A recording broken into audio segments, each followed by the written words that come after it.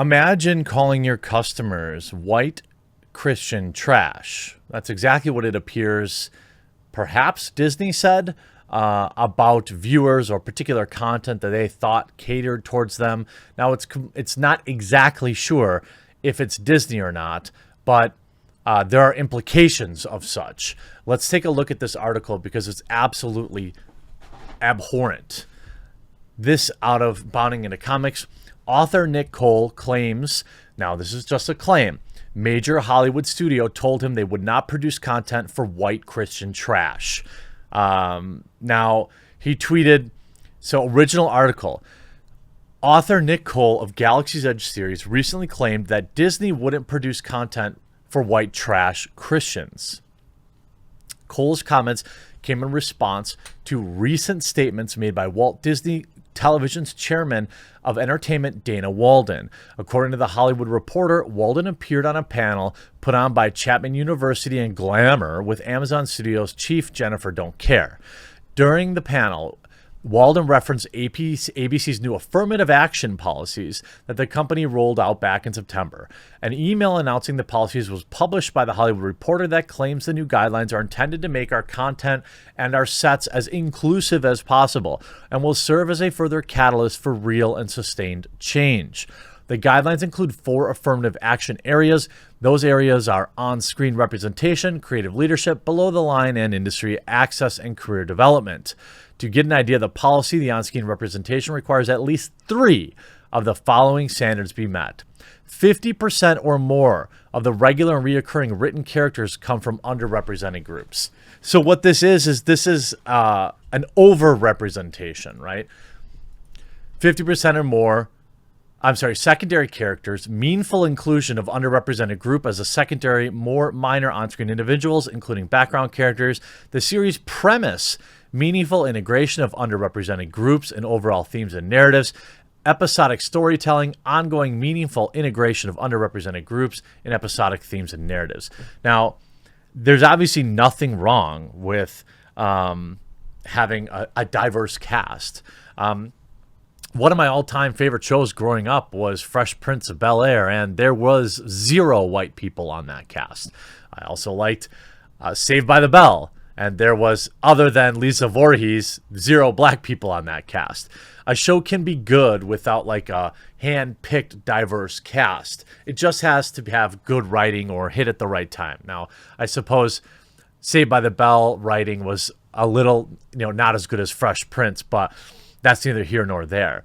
A show like Roseanne, largely white, had a few black reoccurring characters, Dan's poker buddy, but they had diverse orientations on that show. But again, none of that felt like it was trying to meet a quota. When you have a quota, you put that first and foremost. Otherwise, guess what? You don't get paid. Your show doesn't go on the air. But what that does mean is you're spending less time writing a great script, you're less time hiring the perfect person for the job, and you're spending less time working on the actual product. Here's an article from Disney's chief. ABC passed on incredibly well-written scripts that lacked diversity. One of Disney's top bosses has spoken candidly about pilots the company passed on due to the lack of diversity in their scripts. I will tell you, for the first time, we received some incredibly well-written scripts that did not satisfy our standards in the terms of inclusion, and we passed on them, Dana Walden, Walt Disney's television chairman of entertainment, said during a panel discussion last week, according to the Hollywood Reporter. You want to know why all your TV sucks? This is exactly why. They are openly telling you that they're not providing you the best entertainment. They're providing you the right entertainment. As an example, Walden cited a script that told the story of a white family whose diversity of characters would likely come from neighbors. Pass, Walden said. That's not going to get on the air anymore because it's not what the audience wants. Is that true? I would argue that the audience just wants a good program. If I'm dedicating my time to a television program, I'd like it to be good. as kind of like a general rule. I don't really care about the skin color of the characters. Now, are there people that do care about this? Yeah, we know them more by their more common name as morons, but they're a very small but loud minority group.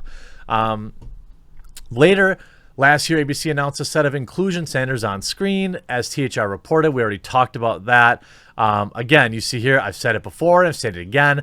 Forced diversity and inclusivity leads to mediocrity since it overlooks the best candidate for any position in favor of their individual who satisfies the demographic quota, whether they're qualified or not, whether it makes sense or not. That's why the Disney Marvel Star Wars universe is tanking so badly, and new shows on the network aren't doing any better. It doesn't help that there's such a lack of any real talent in Hollywood anymore either, from the studios to the actors to the writers to the producers to the directors. Well, we see this in terms of the directors that get hired. Doesn't it? It's like, it seems like every new director Disney hires is somebody who's directed like one film, but they check all the right boxes, and that's because they're not really in control. Disney just wants to trot them out there and say how stunning and brave they are. Now, Cole would respond, the author, to these comments from Walden on Twitter. He wrote, "Can confirm, was told a project I helped conceive, we wouldn't produce content for white Christian trash." He added, there was nothing white or Christian or in the military sci-fi opera script we were pitching. This turd was referencing our audience. Code followed that up, writing, "Hollywood is a place filled with the worst people from who somehow think that they have the moral high ground about what gets made while doing terrible things." He'll say, "If Hollywood were a person, you wouldn't let them sit on your couch." He concluded saying, "Your life would be a lot better and fuller if you stopped watching movies made by these people. You'd be smarter, thinner, and richer, and your children wouldn't be destroyed. Seriously." Yeah, I probably don't disagree with that. Now, he did have to issue some correction here, though. He added, "To clarify, as there's been some confusion, I did not name the studio that called our audience white Christian trash. It's a major studio, but I'm not naming it at this time, and I'm not implying on this thread that it's either Disney or ABC." Sounds like somebody got a letter from a expensive lawyer. You can look at some of the comments on this, Stool president, "Start making sitcoms. Big media is more concerned about being politically correct than providing good content. This is a golden opportunity." I agree. "I'm not sure I trust Disney to tell me what's incredibly well written. They used to be good. Now they're woke." I just don't understand. I think you can do diversity in a natural way that doesn't have a checkbox for the number of people with dark skin that you have to have on a program.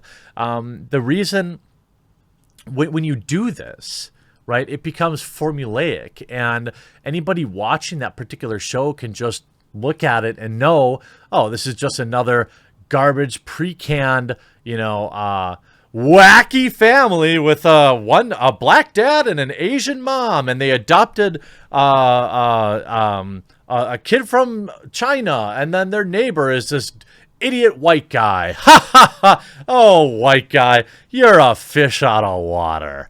I mean, that's like what they put out now, and it'd be one thing if it were funny. It would be one thing if it was well written or interesting, but it just quite frankly isn't. And that's just the state of modern television. I find myself gravitating towards almost exclusively documentaries or what I would call absolute trash. Like, I will not hide this. I have watched Sister Wives for almost 15 years. Is that how long it's been on the air? I know it's trash television. I know. But you know what? I don't feel like I'm being preached at. I just want to put something on the TV to say, ha, look at how weird these people are. I mean, that's it. I'll watch that. I don't watch any scripted stuff. I mean, the first 6 seasons of Family Guy are good. The early seasons of American Dad are good. A few seasons of Letterkenny were good. The first 9 seasons of Trailer Park Boys was good.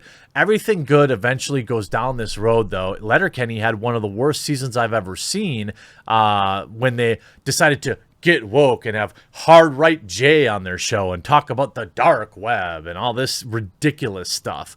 And it just wasn't funny.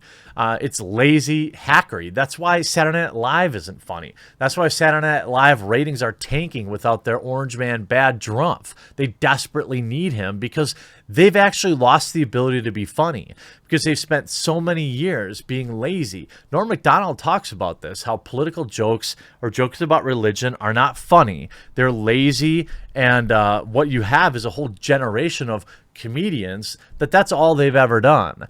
Orange Man Bad, am I right? And now what? Now they've developed no original content, no original shtick. They've developed nothing in terms of programming or skills. And so we get the same regurgitated garbage put on TV every Saturday night, and nobody watches. I hope you enjoyed this video. We'll talk to you again real soon.